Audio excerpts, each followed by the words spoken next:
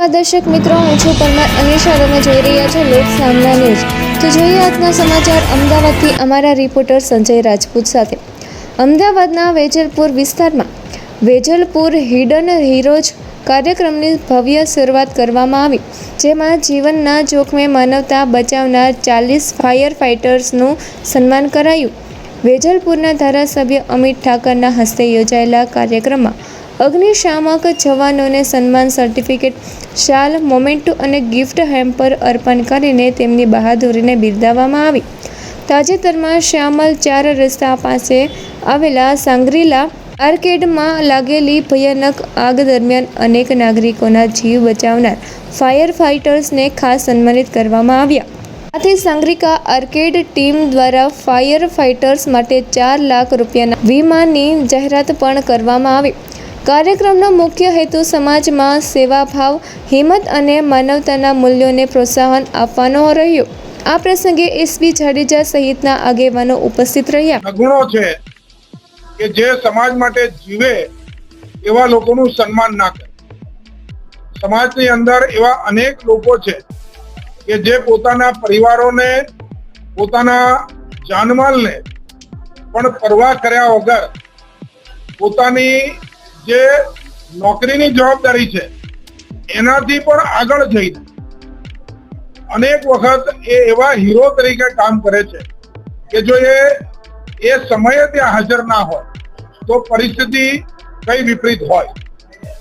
સાંગ્રીલા આર્કેડમાં લાગેલી આગ પછી કે એવી લાગેલી અનેક આગો વખતે ફાયરમેન જે રીતે પહોંચતા હોય છે, એ પછી આવા લોકોનું સન્માન કરવાનો અને એ સન્માનની શૃંખલા ચાલુ કરવાનો એક વિચાર આવ્યો.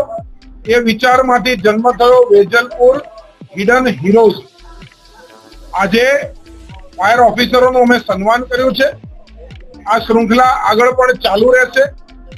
જે લોકો હોમગાર્ડના જવાન છે, રાતે પોતાના જીવના જોખમે બી ઘણી વખત એ સમાજ સુરક્ષિત રહે એના માટે આખી રાત જાગતા હોય છે. ઘણા સ્વચ્છતા કર્મચારી છે, વાર તહેવાર જોયા વગર એ પોતાનું કામ કરતા હોય છે.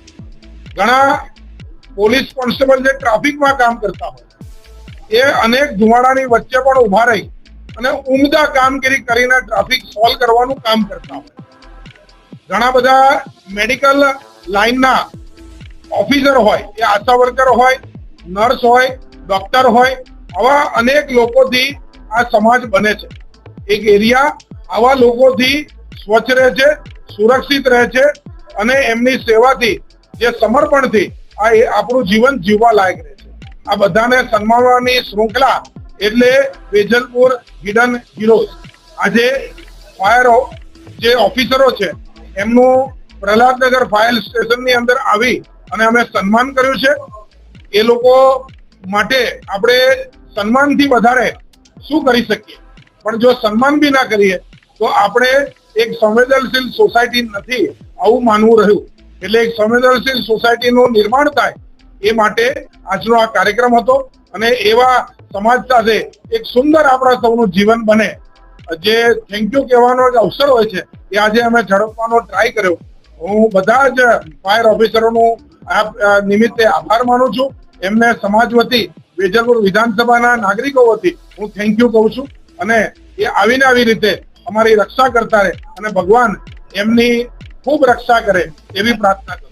અમદાવાદ ફાયર બ્રિગેડ ડિપાર્ટમેન્ટના જે અમારા ચીફ ફાયર ઓફિસર સાહેબની ટીમ છે, ઇમરજન્સી રિસ્પોન્ડર ટીમ જેને કહેવાય, કે કોઈ પણ અમદાવાદ શહેરમાં ગમે ત્યાં ફાયર થાય કે કોઈ પણ ઇમરજન્સી થાય ત્યારે fire fighting, smoke rescue operation, evacuation મેનેજમેન્ટનું જે કામગીરી છે તે ખૂબ જ પરફેક્ટ હોય છે. નજીકના ફાયર સ્ટેશન ત્યાં જઈને ઇમરજન્સી રિસ્પોન્સ કરતા હોય છે.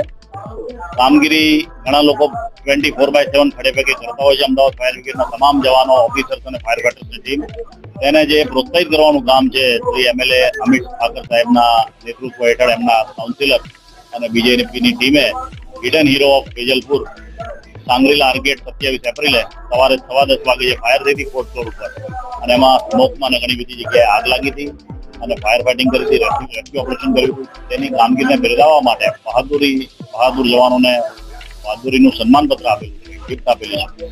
એમનું મોરલ ડેવલપમેન્ટ કરેલું છે તે ખૂબ જ સારી વસ્તુ છે અને આવા અલગ અલગ પ્રોગ્રામ થશે તો અમદાવાદ ફાયર બ્રિગેડના તમામ જવાનો સારી રીતે કામગીરી તો કરે જ છે પણ વધુ સારી રીતે કરશે. તો ફરી મળીશું એક નવા સમાચાર સાથે. ત્યાં સુધી જોતા રહો લોક સામના ન્યૂઝ.